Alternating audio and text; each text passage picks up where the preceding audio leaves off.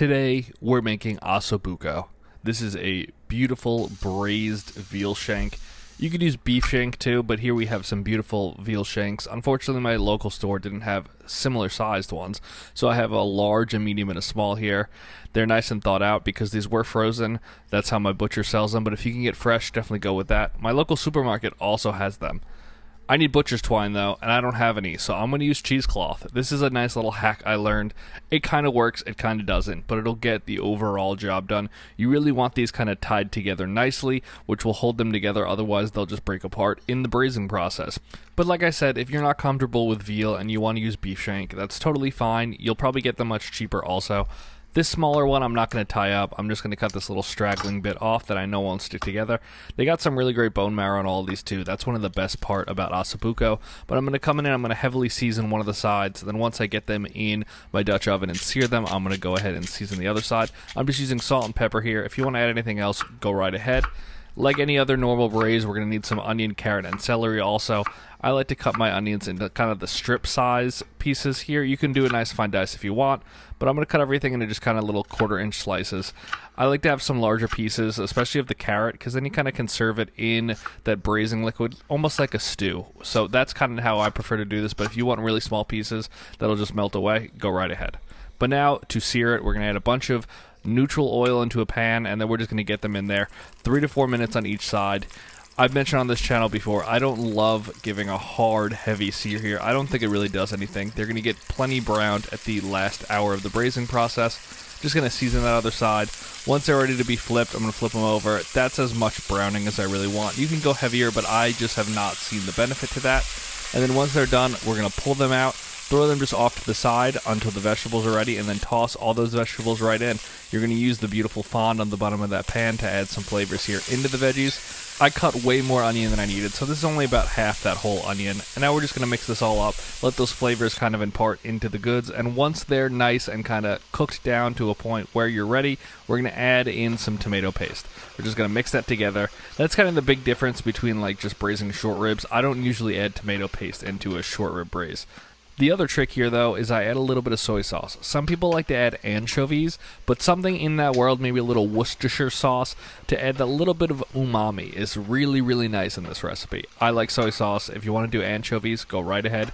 But just cook that until you get to that point there where it's not really too liquidy, and then we're going to add in 1 or 2 cups of wine, depending on how big your Dutch oven is. Get around halfway up your vegetables. Once that cooks down a bit, we're going to add in some stock. I'm using my beef stock here that I made in a past video. And then I'm also going to put in a little bit of chicken stock later on, so that's what I have cooking down there in that pan. But once you get it up to a nice boil, throw that meat in. You could put it in before it comes up to a simmer, but I really just kind of like to give it a head start before it jumps into the oven. Here's that chicken stock. I just kind of like to really grow that depth of flavor, and I think the chicken stock, which is especially high in collagen, will really make this sauce come together. I'm going to throw that lid on, and it's going to go into my oven at 300 degrees Fahrenheit for right around 2 hours.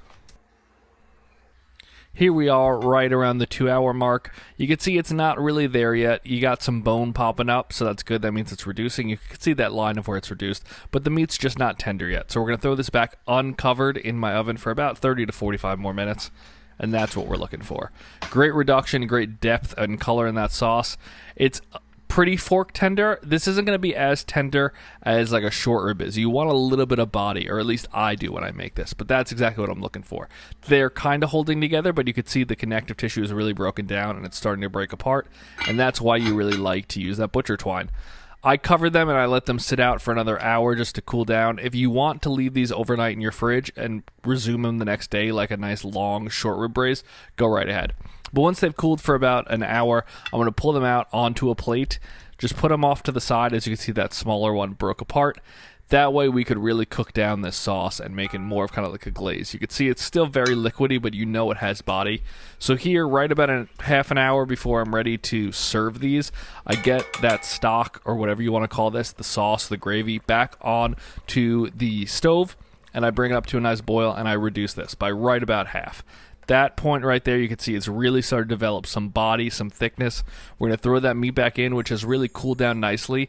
It's tightened up a bit, and now you're going to just bring that up to temperature, and to me, that really increases the flavor. If you want to leave it overnight, that's totally fine, but Throw it in your pan now.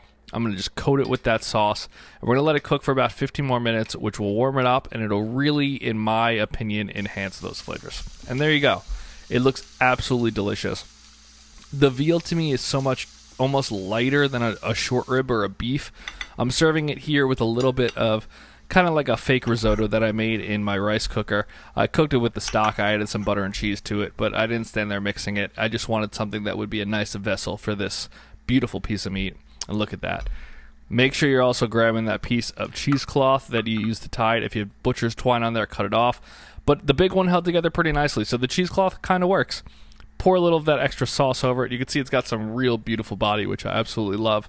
You can see that bone is filled with marrow. I'm going to throw a little bit of parsley on there, and that's it. This is a delicious kind of like Sunday Italian dinner. Osso Buco is fantastic. It's a nice addition when you don't want to just make a short rib. Give this a try. Let me know what you guys think.